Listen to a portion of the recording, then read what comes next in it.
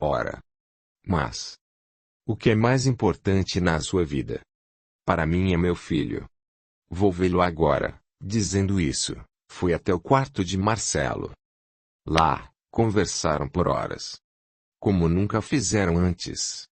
O jovem revelou que novos colegas se aproximaram dele e ofereceram substâncias duvidosas, dizendo que seria uma curtição, um barato legal, que o deixariam o máximo. A mãe logo entendeu que se tratava de aliciadores para o mundo das drogas. Conversou com o filho e orientou como deveria. Começou a se fazer mais presente, falando sempre com calma e o fazendo pensar. Passadas semanas, a mãe do jovem foi até a escola à procura do senhor Anastácio. Ao lado do filho, a mulher disse: Viemos agradecer ao senhor. A conversa que teve com o Marcelo foi muito importante para as nossas vidas. Ora, senhora. Eu disse o que disse, mas foram vocês quem fizeram algo com o que falei. Não tem de me agradecer não. Temos sim.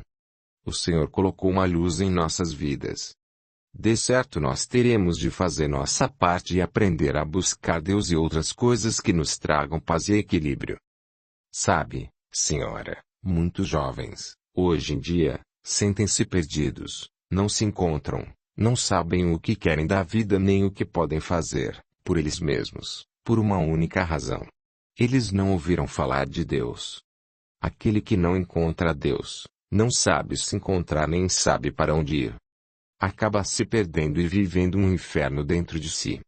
Nossos jovens não respeitam e não se respeitam, buscam as drogas e a degradação de toda a forma porque não se sentem agasalhados pela família, que deve acolher, proteger, orientar e, acima de tudo, falar sobre Deus. A fé no Pai Criador é o que nos dá força em todos os momentos. A fé precisa ser ensinada e lembrada. Que religião ou filosofia o Senhor professa? Eu sou espírita. Espiritismo é Jesus. Tudo que o Mestre Jesus ensinou o Espiritismo ensina a praticar. O espírita verdadeiro respeita toda e qualquer pessoa e religião, pois sabe que Deus é encontrado de diversas formas e vive dentro de cada um de nós. Obrigada, Senhor Anastácio. Vou procurar conhecer mais sobre Espiritismo. A senhora vai gostar, tornou o homem com suave sorriso. Mas se não gostar, não desista. Sempre existe uma filosofia ou religião que agrada a nossa alma. Procure-a. Naquele instante, o garoto evangélico, que Marcelo aborreceu tempos antes, caminhava alguns passos dali. Marcelo pediu licença e correu atrás do jovem. Ei! Tiago! Mais próximo, quando o viu olhar, disse: Oi! Tudo bem com você? Tudo. Respondeu receoso. Talvez esperasse algum tipo de agressão. Bem. Eu quero pedir desculpas a você. A mim? Sim. Quero te pedir desculpas por ter zoado você e... Não devia ter feito isso. Prosseguiu. De longe, o senhor Anastácio e a mãe de Marcelo observavam. O senhor, sorrindo, disse: Todos nós temos bons filhos. São joias que Deus nos confiou. É necessário orientar, dar atenção, corrigir sempre e amar eternamente. Todos os jovens têm bom coração. Basta tirar o que não presta da frente deles. Estou aprendendo isso, senhor Anastácio. Conversando com meu filho, ele me contou tudo o que aconteceu. Deixei que falasse e fiquei muito surpresa e triste comigo por não ter feito isso antes. Perguntei se sentiu bem com o que falou ao outro garoto. Respondeu que não. Sugeri que se desculpasse. Depois, o Marcelo me contou sobre os novos amigos, sobre a oferta de drogas. Falou sobre muitas coisas, até sobre o Senhor. Eu agradeci a Deus por ter feito o Senhor chegar até ele. Por isso, vim agradecer ao Senhor. Devo afirmar que tenho muito que aprender e melhorar. Que bom, senhora. Humildade é admitir o que não se sabe e grandioso é aprender e se esforçar para ser cada vez melhor. Quem faz isso, pode-se considerar nobre. Sabe-se que Marcelo se afastou dos amigos incompatíveis a uma vida equilibrada e próspera assim que os pais se aproximaram mais dele, dando-lhe atenção em vez de presentes. Aos poucos, o jovem aprendeu mais sobre respeito e empatia, graças aos pais que procuraram dar a ele outro tipo de riqueza que não se compra e só se encontra em Deus. Marcelo haveria de se tornar um grande homem, muito mais preparado para a vida. Eric Bernstein. 7. Muitas moradas.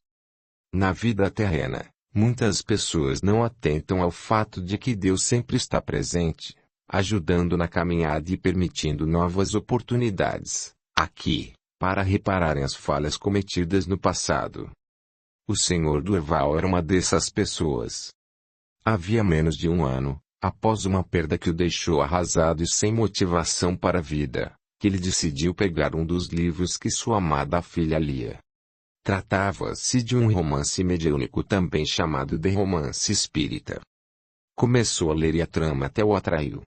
O enredo era muito bom e empolgante, mas, como muitos que iniciam nesse tipo de leitura ou conhecimento, parou no meio da obra e ficou incrédulo ao ensinamento e às reflexões que o livro trazia. Por alguns instantes, pensou. Aquilo poderia ser possível. Haveria outras moradas na espiritualidade que não conseguia ver. Como confirmar se era a verdade? De certo, poderia ser o capricho da imaginação do médium escritor. Fantasias e devaneios desse autor que ninguém poderia comprovar. Isso o deixou intrigado. Com o literário entre as mãos, ficou pensativo. Seu coração estava amargurado demais por suas dores e perda. Buscava algo que aliviasse a sensação desagradável que o consumia. Suas perguntas não tinham respostas. Nem mesmo saberia dizer se, naquela fase de sua vida, acreditava em Deus. Por que um Deus permitiria alguém tão jovem morrer antes de seus pais? Com todas essas indagações emanadas a tristeza devastadora, ele adormeceu lentamente. Nesse instante, deixou-se entrever por imagens que, aos poucos, tornaram-se vivas em sua mente. Mergulhado em uma espécie de sonho, que lhe parecia real, reconheceu paragens antigas da Europa, talvez do século XVIII ou XIX, onde os mais poderosos oprimiam os mais fracos por seus interesses e ambições em riquezas e mais posses. De modo claro, ele se via como senhor rigoroso, dono de terras imensas entre muitos outros bens. Seus desejos eram absolutos. Possuía poder e dinheiro que garantiam as realizações de suas vontades. Ganancioso, sempre desejava mais, não importava a que custo. E, para aumentar seus bens materiais e enobrecer o nome da família, Durval se viu consorciando sua filha preferida a um casamento de interesses. A ausência de amor, a repúdia ao homem com quem deveria se casar, trouxeram sentimentos de desespero e terríveis conflitos à jovem, que implorou para que aquilo não acontecesse a ela. Isso não adiantou e o casamento aconteceu. O desgosto e a desilusão tomaram conta do coração de sua filha, que não encontrou esperança para se livrar daquela união infeliz e do marido indesejável.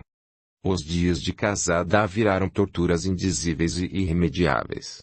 Aflita, por entender que não havia solução, desiludida e entristecida, a bela jovem lançou-se ao suicídio, ingerindo poderosa poção venenosa. Desgostoso, o pai viveu longos dias terrenos entregue aos amargos remorsos ao entender que a filha amada preferiu morrer a viver infeliz e presa a um casamento tenebroso. Na espiritualidade, ela vivenciou dores e sofrimentos indescritíveis, arrependimento inenarrável, que lhe perturbou a consciência de modo terrível. Era uma dor consciencial da qual não conseguia fugir, por mais intenso que fosse o seu desespero. Ficou décadas atormentada e aflita rogando perdão, disposta a fazer qualquer coisa para retratar o ato insano de ter tirado a própria vida. Só então entendeu que a existência lhe foi dada de graça e que a experiência terrena era para assimilar lições de amor e bondade para consigo e para com o próximo, pois, Somente quando experimentamos na própria pele o que fizemos aos outros, somos capazes de aprendermos a respeitar, amar e viver em paz. Pela bondade e justiça de Deus, ela foi socorrida. Encontrando-se em lugar regenerador, em um plano seguro na espiritualidade. Aprendeu a importância de agradecer a vida e buscar elevação, seja qual for a circunstância, porque, ao morrer, a morte é somente do corpo, uma vez que o espírito vive por toda a eternidade. Passado o tempo, o pai, também na espiritualidade, encontrava-se perdido em torturas conscienciais pelo que havia proporcionado à filha querida e também por outros débitos adquiridos devido à sua intolerância, austeridade e ganância. Ele revivia pesadelos, angústias e dores por tudo. Acreditou estar em purgatório guardando o juízo final. Mas não.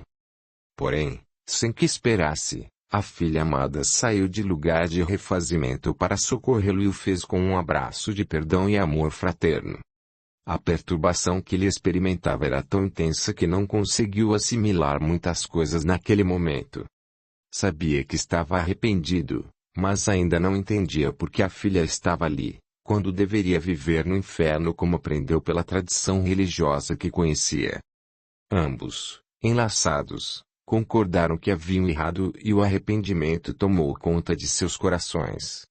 Cada qual, com seus débitos, aceitou retornar à vida terrena para resgatar o que era necessário a fim de aprender, sem queixas, a se empenhar pela vida, pelo amor, pelo respeito a si e aos outros.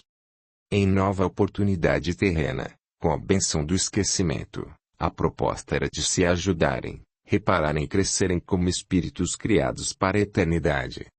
Mas o homem, ainda era arrogante e orgulhoso. Relutava aceitar os desígnios de Deus e as harmonizações a fazer. Sobressaltando, o Senhor Durval despertou do sonho nítido e se reconheceu claramente na figura passada daquele senhor arrogante, amargo, ganancioso, opressor e que consorciou a filha a uma união de interesses. Percebeu também que sua atual filha, querida e amada, Maria Elvira, no passado, foi aquela que se suicidou por ele tê-la obrigado a um casamento infeliz. A presente existência terrena acontecia daquela forma para que ambos, finalmente, se ajudassem por completo. A filha, além de harmonizar-se pelo suicídio cometido no passado, era instrumento de amor para o seu pai, que despertaria, não somente sua fé em Deus, mas também, para o entendimento da necessidade da reencarnação. Tudo passou a fazer sentido.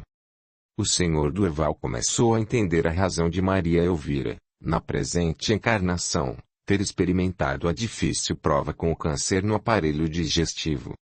No passado, pelo envenenamento, ela destruiu o conjunto orgânico de finalidade específica para se suicidar e deixar de viver. Havia menos de um ano de seu desencarne e ele desejava entender o porquê. Necessitava de resposta e as buscava. Angustiado pela perda e sem saber o que fazer, naquele dia, o Senhor Durval foi a mexer nas coisas da filha e encontrou vários livros.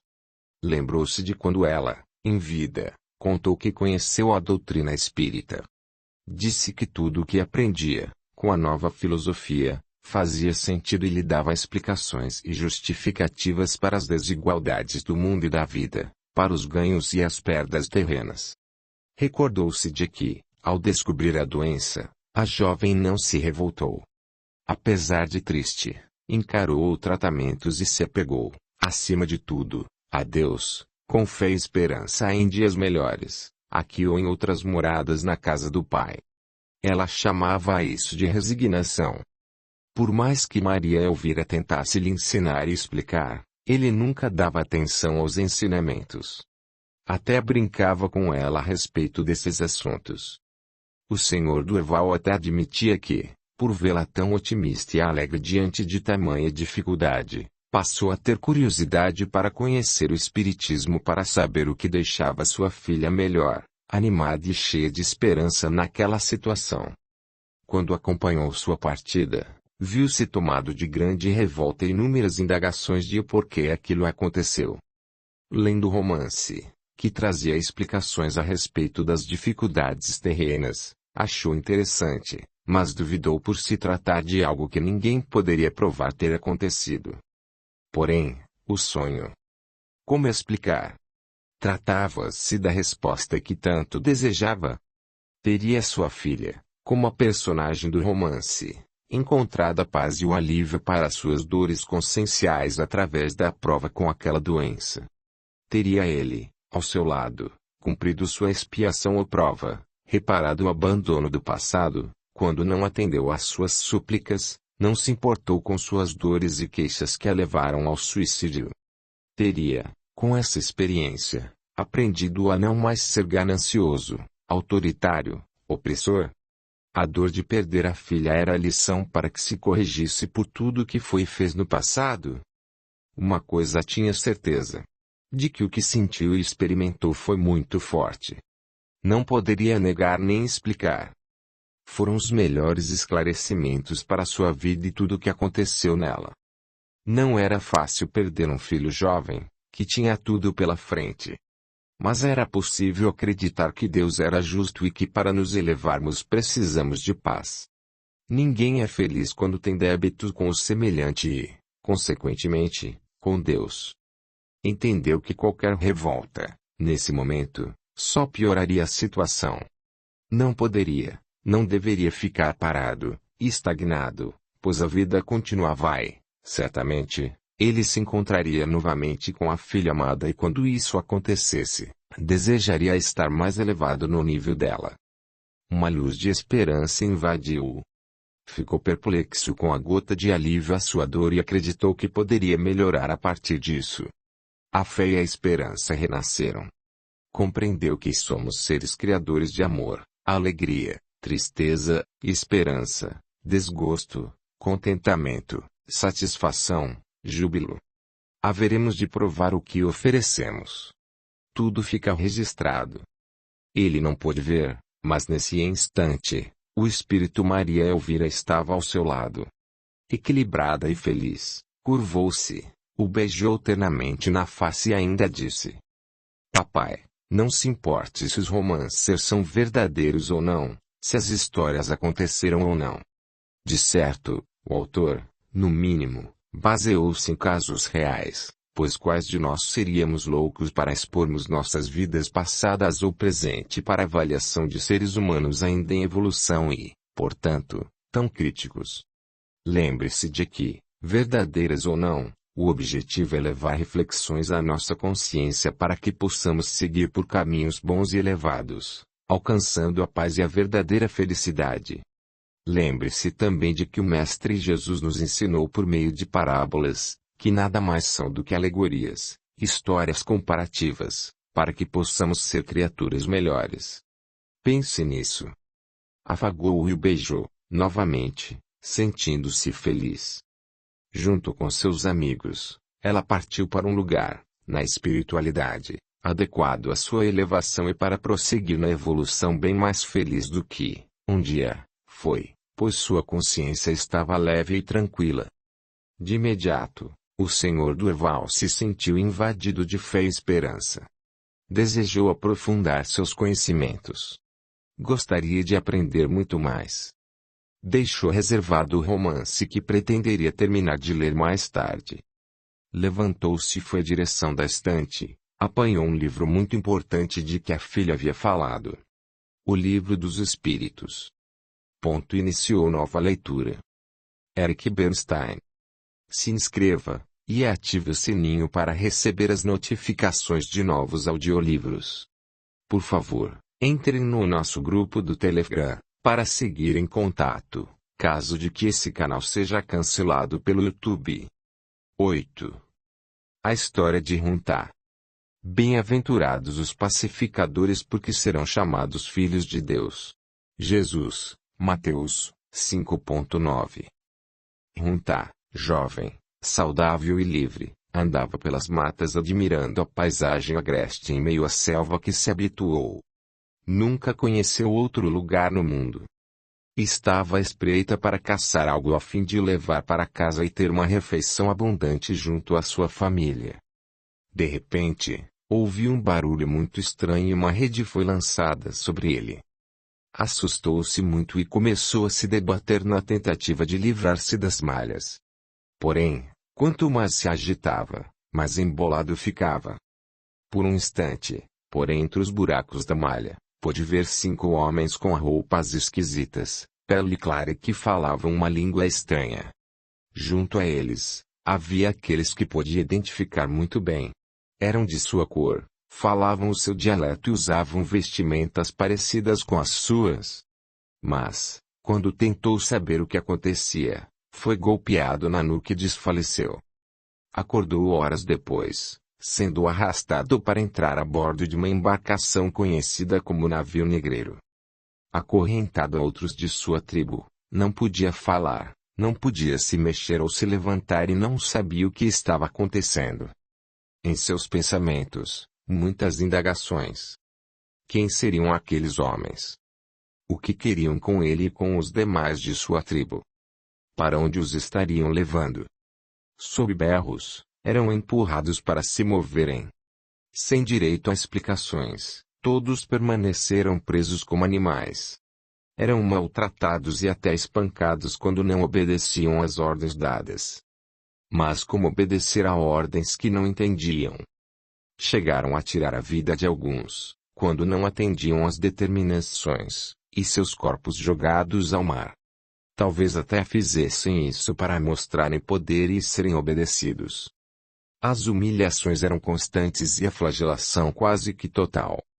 Junto com os demais, Hunta foi levado para o porão da embarcação, acorrentado e imobilizado, rumo às terras ou lugares que jamais poderia imaginar. Viajaram todos assim e, por tantos dias, que nem saberiam dizer quantos. O cansaço, o mal-estar e a fraqueza, devido à péssima alimentação, deixaram Hunta e os outros em um estado deplorável. Viviam em condições subhumanas, lastimáveis. Muitos que viajavam naquelas circunstâncias adoeceram, por isso mesmo antes de morrerem, foram lançados ao mar com um destino cruel. Ninguém poderia contestar nada. Fim da viagem. Apesar de tudo, Hunta conseguiu chegar ao novo continente. Não fazia ideia de onde se encontrava. Só percebia que tudo, exatamente tudo, era muito diferente do que conheceu em sua vida inteira. Pessoas com outra aparência, pele alva e vestimentas estranhas. Idioma desconhecido, que jamais tinha ouvido. Aquele acontecimento era anormal, misterioso, desagradável e impunha medo. Muito medo. Pensava em sua família. Como estaria sem ele? O que pensaria sobre o seu sumiço? Desejava voltar, mas, como? Ele foi separado em um grupo cujas aparências assemelhavam-se pela altura, pelo porte físico e idade. Praticamente nus, expostos como mercadorias, foram reunidos em uma praça e observados por vários interessados, que os examinavam. Ainda não sabiam o que estava acontecendo. O medo e o terror os dominavam. Faziam-se firmes, mas seus corações apertavam pela insegurança e angústia do que pudesse vir. Um senhor, com aparência dura e arrogante, apontou para Hunta com o cabo de um chicote e disse alguma coisa. Ele foi escolhido e vendido por algumas moedas. Praticamente arrancado daquele palco e de perto dos demais, foi amarrado e posto em uma carroça, sendo levado para lugar ainda mais desconhecido. Em terras estranhas, assustado, não compreendia os costumes nem o que era dito, levando-o a suportar castigos terríveis pela simples ignorância, pela simples condição de não entender. Até que encontrou pessoas semelhantes a ele, que falavam algo parecido ao seu dialeto natal. Só então entendeu que era escravo em um país chamado Brasil, do qual nunca ouviu falar. Procurou aprender a nova língua e buscou se adaptar. Prestava duras tarefas sob o sol ou chuva, frio ou calor, são ou doente a um orgulhoso senhor que nunca o olhou na face. Seus trabalhos forçados eram pagos, apenas, com as sobras de pobre alimentação e trapos que lhe serviam de roupa.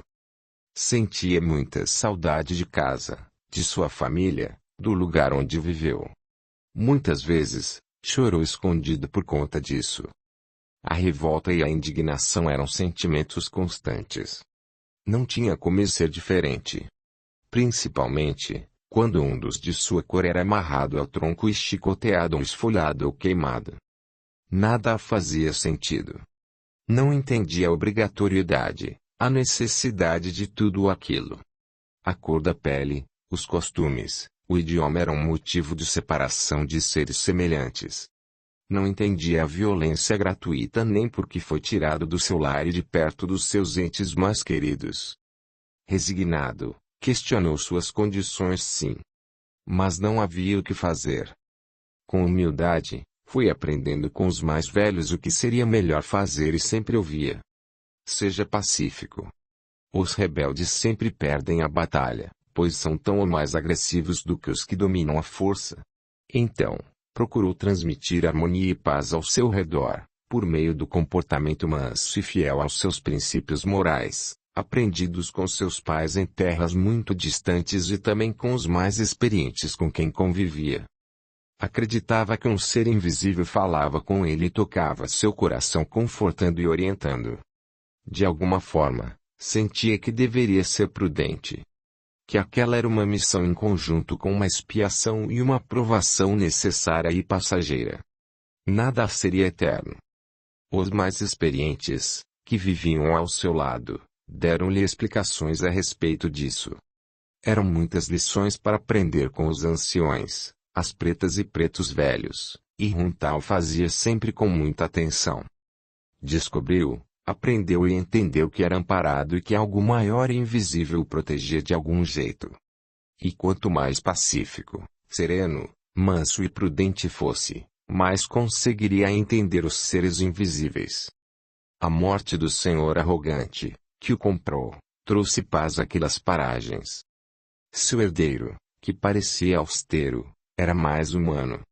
Não demoraram a descobrir que ele comportava-se daquele jeito só por ter sido ensinado assim por seu pai. Atendendo aos pedidos de seres invisíveis e às orientações dos mais velhos, Runtal procurou se aproximar do novo senhor. Conversava educadamente, explicava o que era necessário e, assim, foi conquistando a sua simpatia. O homem tornou-se mais cortês a cada dia. Aos poucos, reconheceu a dureza dos trabalhos de seus escravos, as condições subhumanas e passou a conceder direitos e favores, além de vida melhor. Para ouvir os sussurros das inspirações invisíveis, é preciso silenciar a mente e Runtal aprendeu isso graças à sua serenidade. Sempre aproveitou a sabedoria dos mais velhos de seu povo, ouvindo-os, perguntando e buscando aprender. Esse era seu caminho, a sua missão. Um dia, o senhor daquelas terras chegou desesperado à procura de ajuda para sua filha pequena, pois o médico, que poderia socorrê-la, desenganou a menina e disse que nada mais poderia ser feito. Em extrema aflição, entregou a garotinha nos braços de Runtal. Assustado, ele temeu ao fazer o que sabia, o que acreditava e a última coisa que restava ser feita. Com a criança no colo, foi para o terreiro perto da senzala, ajoelhou-se e orou com toda a força de seu coração. Ao vê-lo, outros de seu povo rezaram também. Oraram, cantaram, bateram os tambores, fizeram uma espécie de dança enrogativa, chamando por forças que não se deixam ver. Ramos verdes foram passados sobre a menina. Com erva conhecida e esmagada, prepararam um chá que foi dado à criança. E os seres invisíveis ajudaram. A menininha foi entregue ao pai, que a levou para casa grande com algumas recomendações. 3 dias depois, a garotinha brincava no quintal. O senhor, humilde e extremamente feliz, foi pessoalmente agradecer a todos pelo socorro à sua filha desenganada e que, agora, graças a eles, corria feliz pela fazenda. Em reconhecimento, o senhor libertou todos. A maioria não tinha para onde ir e decidiu ficar. Continuaram trabalhando em condição não escrava. Ainda grato, o senhor daquelas terras propôs melhores maneiras de viver e tratamento digno, prometendo, no futuro, assalariá-los. Algo inédito, até então, na terra do pau-brasil. Mas, aconteceu. Nada foi por acaso. A serenidade de Hun Ta e de seu povo foi uma bênção. A rebeldia nunca os favoreceria em nada. A doença da garotinha foi necessária a fim de testar a humildade de seu pai para procurar auxílio entre aqueles que lhe foi ensinado a ignorar, menosprezar e agredir. A ausência de ódio e vingança daqueles que socorreram serviu de grande lição e libertação. A cura da menininha fazia parte do planejamento da espiritualidade, que desejava mostrar e ensinar grande lição a todos. Apesar das dificuldades, Hun Ta constituiu família e buscou passar adiante tudo o que aprendeu com os mais sábios e com as experiências pessoais. Até o fim de seus dias, ensinou amor, calma, bom ânimo. Orientou para buscar clareza e compreensão antes de julgarmos. Incentivou a coragem e a serenidade para prosseguir na jornada. Foi um preto velho que deu orgulho aos seus ancestrais. Hun Ta e seu povo araram e semearam o solo brasileiro por muitos anos antes de partirem com a consciência tranquila por terem cumprido suas missões. Ajudaram colonos e os seus filhos. Constituíram famílias, que se multiplicaram e se espalharam por todos os cantos deste amado país, aumentando a população e o desenvolvimento. Deixaram sobre o solo produção fértil de lavouras e novos grãos a germinar, a fim de alimentarem outros irmãos. Contribuíram com costumes, cultura, crenças, religião e religiosidade. Porém, algo importante de muito valor ficou enraizado. A fé e uma visão diferente e muito ampla da espiritualidade. Quando encarnado, Hun Ta não soube que contribuía para os desígnios de Deus, além de passar pelas necessárias expiações e provas que o fortaleceram muito e o permitiram saldar débitos passados. Sim, Hun Ta possuía débitos do passado. Deus não foi injusto com ele. Aprendeu muito com aquela experiência terrena, que aliviou a sua alma e o deixou verdadeiramente livre. A resignação elevou sua consciência e o fez perceber que existia mais do que aquilo tudo que vivia. Havia algo mais além da vida terrena. Entendeu que os seres invisíveis, que chamamos de espíritos, podem inspirar e amparar muito mais do que imaginamos. Basta silenciar para ouvi-los e fazer preces para se elevar até eles. Nada é por acaso. Algumas dores não são para atrapalhar a nossa vida, mas sim para permitirem que nosso caminho seja mais livre. Quando não entendermos uma situação, o melhor é orar.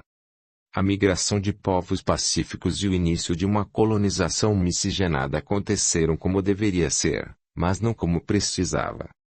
Poderia ser diferente, sem agressões, humilhações. Como o Mestre Jesus ensinou, muitas vezes, precisamos dar a outra face. No momento certo, os agressivos e cruéis, que usam de força e poder abusivo para suas conquistas, terão de pôr em harmonia tudo o que não fizeram com amor, tudo o que praticaram para os semelhantes sofrer. Assim é a lei. Nós devemos a todos os Hun Tas e precisamos ter gratidão à herança que seu povo deixou nesta pátria chamada Brasil. Partes deles estão nestas terras. Eles estão neste solo e em cada grão. São filhos de Deus e nossos irmãos. Podemos ter sido Hun Tas e não sabemos disso. Mas devemos nos precaver para não sermos mais o seu Senhor ou reencarnaremos como Hun Tas. E a lei de causa e efeito. Vejamos com bons olhos este solo amado chamado Brasil, a fim de não ser o nosso pensamento o fio a torná-lo improdutivo e triste. Se temos uma missão é de agradecer a Deus pela terra em que nascemos, pelo solo em que vivemos, pelo céu que nos cobre e a liberdade que temos. Não foi fácil o espírito Ismael, a pedido do Mestre Jesus, administrar tudo, na terra do cruzeiro, para que chegássemos onde estamos. Não foi fácil o caminho que os nossos antepassados trilharam para alcançarmos nossas atuais condições. Tudo o que vivemos, de bom ou não, são provas ou expiações pelas práticas do passado. Vamos nos encher de bom ânimo para seguirmos adiante sem vacilarmos mais. Tenhamos fé para fazermos o que é correto, a fim de não falharmos com nós mesmos e merecermos o melhor no futuro. Tomemos as rédeas da nossa própria vida, cumprindo nossa missão, que é a de levar ao mundo a paz, a evolução espiritual e, acima de tudo, a caridade. Sintamo-nos abençoados para que mais graças divinas nos alcancem. A oração tem poder de promover bênçãos e tudo o que é bom, enquanto a reclamação tem a força de atrair o que não nos serve. A escolha é nossa. Abençoemos nossa vida a começar pela terra em que nascemos. Não é o nosso país que tem a missão de levar ao mundo o exemplo de paz, somos nós. Nós somos o Brasil. O Brasil é o celeiro do mundo, pois nele vive a liberdade religiosa, capaz de trazer o pão ao espírito, saciando a fome de quem busca o Evangelho do Cristo, pois este é o Brasil de Jesus. Por isso, como Runtá, agradeço a bênção de ter sido trazido para este solo sagrado e abençoado. Agradeço pela oportunidade de resgatar o que precisava, aprender o que era necessário, servir com amor e me libertar. Na espiritualidade, após essa encarnação, aprendi muitas outras coisas em escolas celestes. Descobri que, como Runtá, espiei o que pratiquei em tempos remotos na Europa. Ainda no plano espiritual, deram-me a oportunidade de executar tarefas junto ao plano físico para ajudar encarnados em elevação, porém não foi o suficiente para minha evolução. Então, senti-me compelido a reencarnar, novamente, mas em um lugar distante do Brasil, com nova roupagem humana, cultura, hábitos e costumes diferentes da última experiência terrena. Precisaria experimentar outra prova para garantir o abandono da arbitrariedade e egoísmo de ser senhor. Muito tempo, após desencarnar como Runtá, reencarnei na Alemanha como Eric. Vivi histórias novas, outras lutas e até pesares. Isso mostrou que não somos, mas estamos no lugar e em experiência de que necessitamos para trabalharmos nosso equilíbrio, praticarmos o nosso amor incondicional ao próximo e a nós mesmos com perseverança, bondade e prudência. Estar encarnado, seja na Grécia ou na Roma antigas, na África, na Alemanha, na Inglaterra, no Brasil, não quer dizer nada. Precisamos combater o nosso orgulho, independente da nacionalidade. O que importa é descobrirmos que somos cidadãos do mundo, espíritos eternos, irmãos, filhos de Deus e é nosso dever evoluir cada vez mais para sermos paz, se quisermos a paz. Essa é a minha história. E foi por amor e gratidão que retornei à pátria do Evangelho a fim de novos trabalhos e experiências evolutivas, hoje, na espiritualidade. Eric Bernstein. Nota da Médium. O livro Sem Regras para Amar, de Liana Machado Coelho Xelida, publicado pela Lumen Editorial, traz ensinamentos e reflexões sobre etnia, preconceito, entre outros assuntos relativos a esses temas, mostrando que é a ignorância humana que provoca segregação e dor. Audiolivro realizado pelo canal Surya Chand Audiobook. 9. A necessidade do perdão. A música alegre inundava o ambiente enquanto os pares harmonizados deslizavam pelo salão ao som de alegre valsa.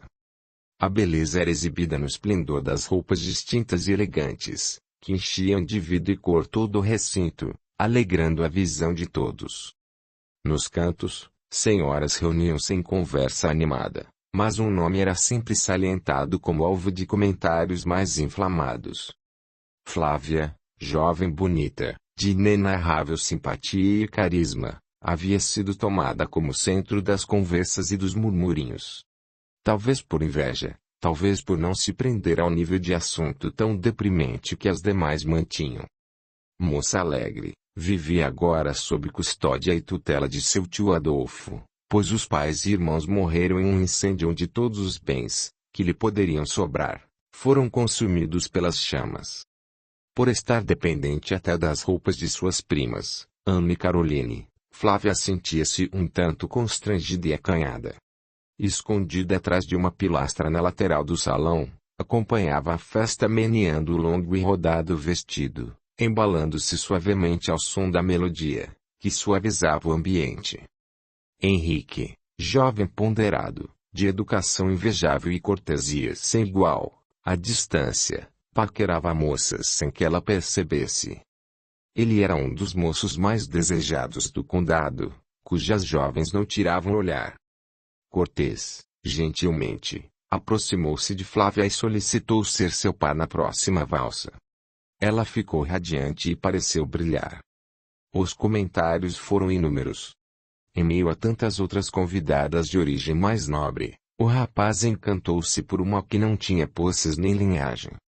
As primas, Ana e Caroline, retorciam-se de inveja, pois não negavam os sonhos, a cobiça e os interesses ambiciosos pelo belo e rico rapaz. Com o passar dos dias, Henrique solicitou a devida permissão ao tio de Flávia para firmar compromisso sério, uma vez que suas intenções com a jovem eram as mais sinceras e respeitosas. A inveja de Ana e Caroline era imensa. Não acreditavam que a prima havia conquistado o coração do rapaz mais cobiçado da região. Revoltada, Anne decidiu destruir a felicidade da prima com calúnias e difamações intoleráveis à época. Para isso, contou com a ajuda de sua irmã. Murmurinhos, fofocas e olhares recriminadores passaram a ser direcionados à sobrinha de Adolfo que, em meio a tanta alegria, não percebeu o que ocorria. Sem demora, a família de Henrique tomou conhecimento da reputação mal falada de Flávia e, como era de costume, cobrou do moço um esclarecimento e informações mais concretas diante dos fatos. O jovem ficou inseguro e incrédulo, mas não poderia deixar tudo aquilo como estava. Flávia lhe devia satisfações. Procurando-a, imediatamente e sem rodeios, exigiu saber. Onde está o filho que esconde? Perguntou o jovem com modos graves. Filho? Assustou-se ela. Não tenho ideia do que me cobra. Não me diga isso. Tornou ele, muito austero. Toda a cidade comenta. Falam que a época em que se deu o incêndio que matou toda a sua família, você teve uma criança longe daqui, por isso não se encontrava junto a eles. Conte-me a verdade. Prefiro saber por você. É mentira. Defendeu-se. A emoção a dominou. Com voz embargada e soluço que não conteve, ainda tentou dizer. Não pode acreditar nessa mentira. Não sei qual é a razão para tamanha maldade, mas... Prove-me. Dê-me razões para crer que isso é uma calúnia. Se assim for, indique-me a origem de tais boatos. Inquiriu rígido, quase impiedoso. Nessa época, acusações desse tipo destruíam a vida de qualquer mulher, trazendo-lhe má fama, gerando desprezo e, muitas vezes, abandono. Fragilizada, Flávia se viu em desespero e caiu em pranto compulsivo. Mesmo assim, tentou argumentar. Como posso? Quem inventou isso? É quem deve apresentar provas. Henrique ficou contrariado e confuso. Precisava dar satisfações à sua família e também à sociedade, que passaria a vê-lo de modo diferente. Afinal, ele tinha um nome a zelar. Discutiram. Nada foi resolvido e o romance de ambos deu-se por encerrado naquele momento. Em poucos dias, todos puderam ver o abatimento de Flávia, que se enclausurou em seu quarto e não conversava com ninguém. Semanas seguiram e procurou por seu tio Adolfo, que era benevolente, porém não sabia como auxiliá-la. O coração da jovem estava despedaçado. Em prece, rogou a Jesus uma solução que pudesse aliviar sua dor, seu sofrimento e sua angústia, pois não conseguiria mais encarar as pessoas nem a sociedade. Sentia-se perdida para sempre. Após pensar muito, novamente, procurou por seu tio e pediu que apoiasse a ficar longe da cidade. Contou seus planos e lhe ajudou. Henrique também ficou abatido com a separação e todos perceberam, entretanto não ousavam comentar. Com a ausência da prima, Anne passou a procurar pelo rapaz simulando a intenção de consolá-lo e distraí-lo. Passado pouco tempo, Anne e Henrique assumiram compromisso com o intuito de se casarem. Mesmo diante do desânimo do noivo, o matrimônio foi marcado e deram início aos preparativos para a grande festa. Ninguém tinha qualquer notícia de Flávia. Somente seu tio sabia onde se encontrava e o que fazia, mas não revelava a ninguém a pedido da sobrinha. Ela foi esquecida e ninguém falava nem o seu nome. Era princípio de um período inesperado e conturbado, uma vez que a gripe espanhola começava a se espalhar pela Europa e ainda não se tinha muita informação sobre a doença. Na semana que antecedia o casamento, vítima do vírus, Anne ficou muito doente. Os médicos não sabiam o que fazer, muito menos a família. Seu estado só se agravava. Na última consulta, o médico não deu esperanças e contou que muitas pessoas da região, afligidas pela mesma epidemia, não estavam resistindo. Por essa razão, muito aflito, Adolfo mandou um mensageiro para avisar as sobrinhas sobre o estado da prima, que piorava a cada dia. Sem medir esforços, Flávia retornou ao condado e, para espanto de todos, chegou à residência de seu tio trajada com hábito de noviça. Somente Adolfo sabia daquela decisão. Os demais ficaram espantados. Cuidando da prima dia e noite, Flávia ignorava que o casamento de Ana e Henrique aconteceria dali a poucos dias. Adolfo, então, decidiu que deveria ser ele o porta-voz da notícia, uma vez que, a qualquer momento, o noivo chegaria ali e o fato se elucidaria. A jovem noviça manteve as aparências, dizendo que se achava comprometida com as obras de Cristo e que nada importaria a não ser a prática da caridade. Mas, seu coração apertava, pois desconfiou de que toda a difamação inventada sobre ela, poderia ter sido feita pela prima, que desejava casamento com alguém de posses. O previsto aconteceu. Ao visitar sua noiva, Henrique se espantou com a presença de Flávia e, mais ainda, ao vê-la em seu traje eclesiástico. Ficou perplexo e invadido por sentimento indefinido. Começou a pensar que aquela opção foi devido ao término do compromisso que tinham e à difamação que ela sofreu tão amargamente. Cumprimentaram-se como se nunca houvesse existido qualquer envolvimento entre os dois. Silenciosamente, sentiram seus corações aceleradores e angústia invadindo suas almas. Na primeira oportunidade, Flávia retirou-se e, em prece, rogou por forças para suportar aquela provação. Ainda o amava muito. Dúvida cruel tomou conta do seu ser, castigando-a de modo hostil. Teria feito a escolha certa?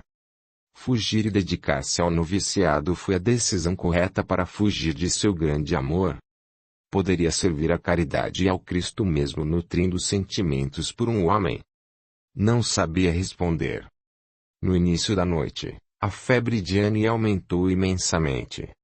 Seus gemidos se faziam ouvir em forma de sussurros, enquanto a prima trocava, frequentemente, as compressas frias de sua testa para reduzir a temperatura. Mesmo assim, ela encarou firme Flávia e Henrique, que em seu quarto estavam preocupados com seu estado. Forte arrependimento corroeu a consciência da enferma. Observando o hábito da prima, que esbarrava em seu rosto pelo carinho dedicado e pelo cuidado, chorou e pediu para falar a sós com seu pai. Após ouvi-la com atenção, apesar da surpresa, Adolfo chamou todos, novamente, para o recinto e encorajou. Fale, Anne. Vamos, minha filha. Confesse o que tanto atormenta sua consciência para que fique tranquila.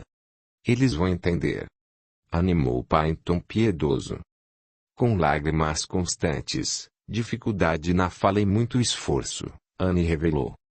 Quero seu perdão, Flávia. Fui eu quem inventou toda aquela calúnia, toda a difamação a seu respeito para ter Henrique à minha disposição.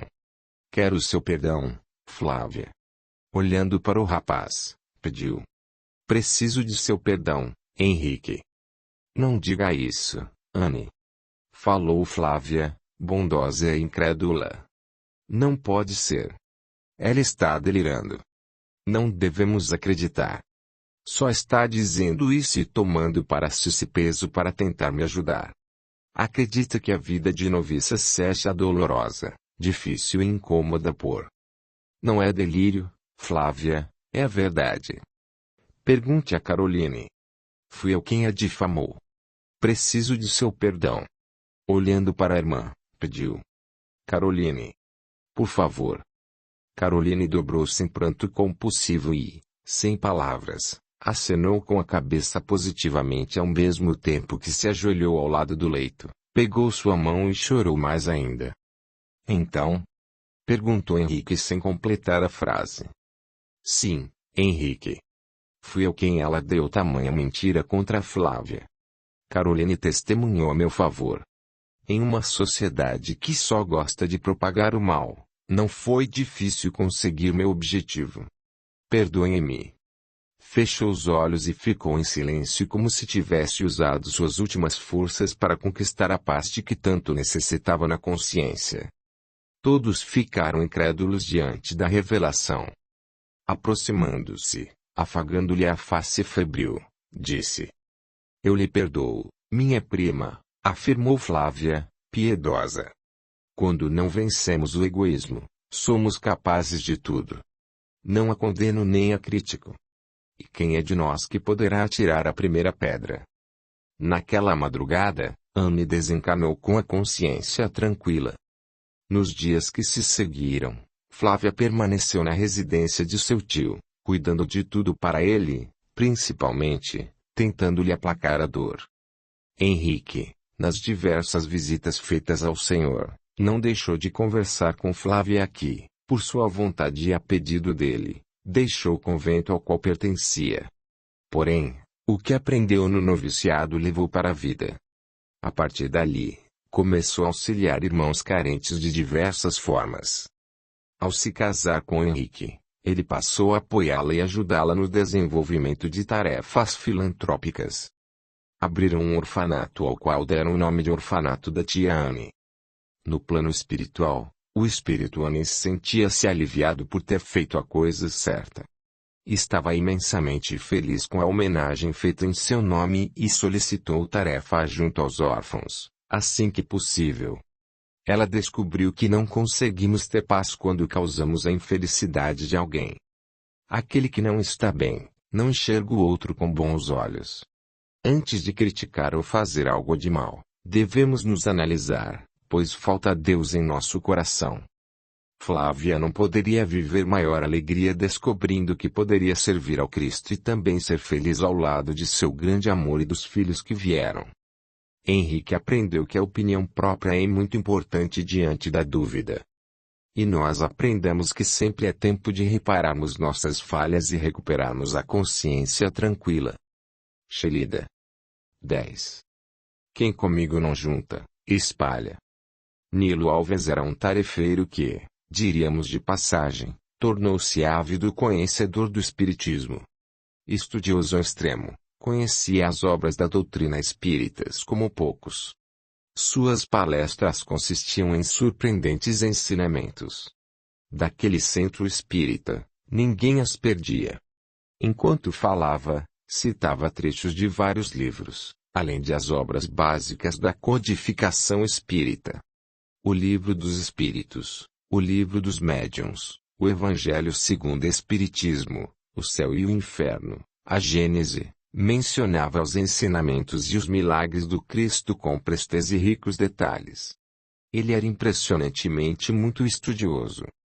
Todos ficavam admirados e extasiados diante de suas esclarecedoras explanações. O comportamento dele entusiasmava. Muito eloquente, fazia com que todos se interessassem mais pela doutrina e por leituras com ensinamentos edificantes a fim de se melhorarem. Com isso, a cada dia, ganhava mais admiradores e amigos, que lhe procuravam para esclarecerem algumas dúvidas. Alguns pediam explicações sobre literários mediúnicos onde poderiam achar determinados assuntos relativos às obras básicas da codificação espírita. Com conduta amigável, atendia a todos que o procuravam, ajudando-os sempre. Sua inteligência e memória eram precisas com nome e datas, sempre lembrando onde e o que citar, enquanto falava. Sem exceção, Nós temos as nossas provas e expiações para experimentarmos enquanto encarnados e nosso amigo Nilo também. Sempre vivemos experiências para nossa evolução. Se não aprendemos com elas, ficaremos por mais tempo subsistindo em falsas alegrias e felicidades, que acabam e deixam um grande vazio existencial. Nilo precisava conciliar inteligência e responsabilidade, avaliar tudo com clareza e sensatez, levar conhecimento e reflexões saudáveis, além de confortar corações, dar esperança e promover a fé, pois nasceu com a arte e o talento de persuadir para realizar sua missão terrena de elevar consciências. Não foi difícil ele descobrir seu dom, sua capacidade de falar, exprimir-se com facilidade, de influenciar pessoas e formar opiniões. Mas, irmãos espirituais menos esclarecidos também descobriram isso. A vaidade passou a tomar conta de Nilo quando percebeu que era o centro das atenções. Nesse ponto, sem notar ou admitir, começou a ser inspirado por espíritos infelizes que não gostavam da prosperidade e da evolução dos demais, inclusive do próprio palestrante. Estimulado por esses irmãos sem evolução, Nilo achou que deveria apresentar, mostrar e oferecer mais do que sempre fazia em suas palestras. Acreditou que os assuntos vigentes eram os mesmos, as obras as mesmas e ele deveria expor e exibir mais. Sem demora, muito inspirado por espíritos ignorantes, teve a certeza de que as obras da codificação espírita estavam ultrapassadas.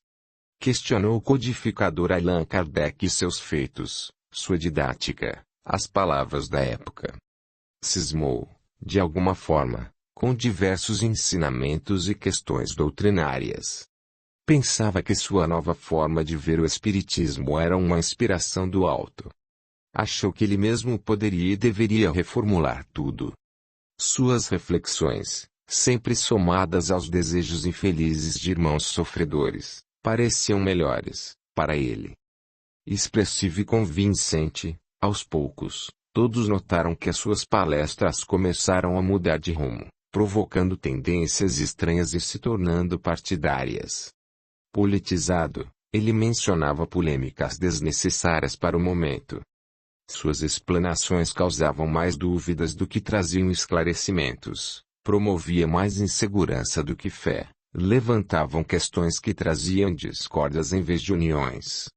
Os que buscavam esperança saíam de suas palestras sem alegria, sem forças, tristes e, às vezes, muito angustiados pelas reflexões amargas. Outros acabaram desenvolvendo opiniões que antes nunca tiveram.